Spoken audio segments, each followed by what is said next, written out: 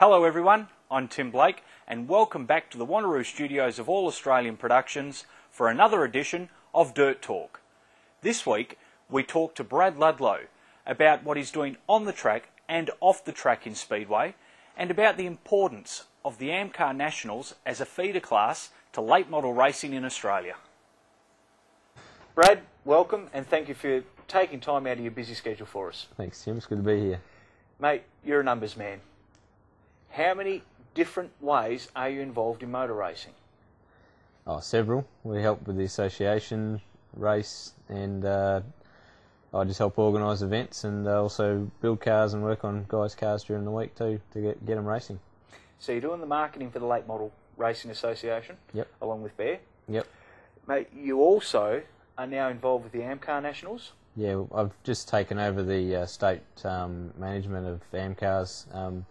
Strongly believe in the division. It's a good feeder class to late model sedans, which has proved its worth with drivers like Mark Duncombe and Jay Cardy, and also Chase Kalpenko coming up through AMCARs into late models and adapting faster than many people do. So yep. We're going to work with that class and build it up bigger and better and promote it better, and it will obviously hopefully help also late models in the future. Definitely, absolutely. Mate, you also help out with a number of the junior teams. Yeah, I built a car for a young girl, Bronwyn Channing, this past season, and she'd had quite a lot of trouble the year before adapting to the previous car she had, and we built her a little Daihatsu Charade, and she got better and better throughout the season, and we learned a bit more about the car, and Uncle Stan and Dad also come up with their little ideas on what to do, and the car got better, and she's driving very well now, and she's won the last 2 feature races she's been in, so very... looking forward to her future anyway. She's only 13. Yep. And got another 3 years of juniors, and she's actually racing up with the older kids already, so very impressed with her. Now, you've mentioned already that the AMCAR Nationals are a fantastic feeder class for late models. How important is it that the AMCAR Nationals succeed? I think it's very important because once you've got a car, they're not quite that cheap to build now, but once you've got a car, they're very cheap to run. They've got controlled tyres. They're a Holden 253 V8 engine, which have a bit of work done to them. They're not too expensive, and the cars have got general stock sort of running gear, like the diffs and the front suspension.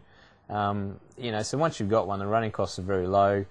The benefit of the car is you're allowed to run left-hand drive, and that, I believe, helps the guys get used to a left-hand drive car in around a 300 horsepower race car before they step into a 700 or 800 horsepower late model sedan. I think it helps the driving a lot. Yep.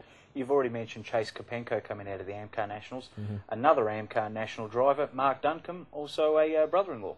Yeah, that's right. Mark came on our pit crew back in about 1996, I think, 97. He was an apprentice at Linford and learned a lot, probably from Dad more so, and we struck up a bit of a friendship, and later on he decided he wanted to go racing, so we built an AMCAR for him when that division first started about 6 years ago, and we worked together, and he won the first ever AMCAR state title and 4 feature races to go with it in his rookie year.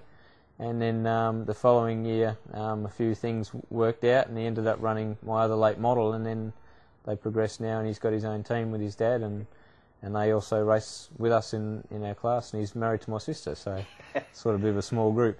Mate, he jumped out of a AMCAR straight into a late model, and you said to me once it was like you'd driven him forever. That's right. Most of the guys that have, even Jack Dolmans drove my late model once. He's the current state AMCAR champion, and he's driven my late model twice in the past, and he was the same. He started last and finished 5th in his first ever race, past guys that he looked up to all of his life, and he couldn't believe it. And Chase was the same. First night he got in a late model, he started last, and I think he finished 5th in his first ever race. So those cars teach those guys a lot of patience too. If you don't have patience, you won't be a good AMCAR driver. And they teach the guys patience, and when they get in the big horsepower cars, they control the throttle quite well, and they do quite well. Back to the numbers. Why number 2?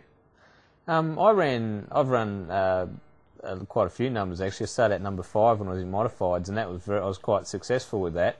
When I moved up into the higher ranks, Kevin Bell had number 5, so yep. I think I went to 99 and had the worst year I've ever had in my life. And when late model started, number 10 was there because Dad was number 9. I went up number 10, and we painted the cars the same and all that sort of thing. And After a couple of years, I thought, well, late models were a fairly new class, and so the numbers were quite available. And Brad Blake was number 1, or he won the state title. He's number 0, and I thought, well, I'm not number 1, but I'll go number 2. And Rusty Wallace is one of my favourite NASCAR drivers too, and I sort of liked the style of the number and that, so I went number 2, and I've had it ever since. How many more attempts before you get an LMRA championship title? Oh, I think this year, like if everything goes fine this year and the track slicks off, which comes back to the way I like it at Kwinana, I think I can win the race fairly easily, you know, because it seems that race seems to always fall towards me for some reason. I'm not sure why, but it just does. And I've run 2nd and 3rd in the Pro Dirt Series the 2 seasons I was sponsored by Ford. So, yep.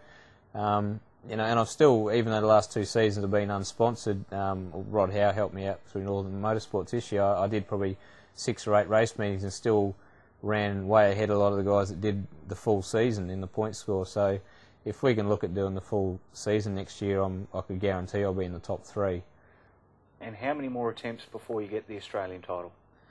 As I said, it's like Dad. He's led so many, and yep. and this particular event, I've led, you know, quite a few as well. And there's always the hard luck stories, and everyone always comes. I think everyone gets more upset about it than I do, but it just makes me more determined yep. next time. And I think this year's one, I wasn't even expecting to do any good, because I was tired as ever. We've been working hard for the previous 2 months building other people's cars, and my car was a last week thrash. It was a bare chassis the week before the meeting.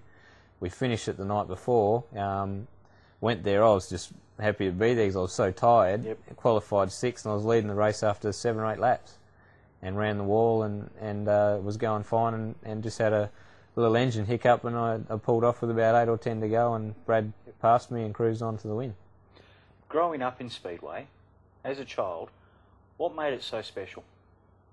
I don't know. It's probably because Dad won so many races at Claremont, and everyone sort of looked up at him, and I don't know. I think it was easier for me to get in the car because I've been watching all my life. I've been watching ever since day one, and it was just probably an easy step. I don't know. It's just I'm pretty competitive when I get in the car, and I don't know. It's just been around it all my life. Granddad, Dad, uncles, and now me, and yep. and even younger brother Ryan. He likes the Speedway, but he's got to step up to that. So, Brad Ludlow, thank you very much. Thank you, Tim.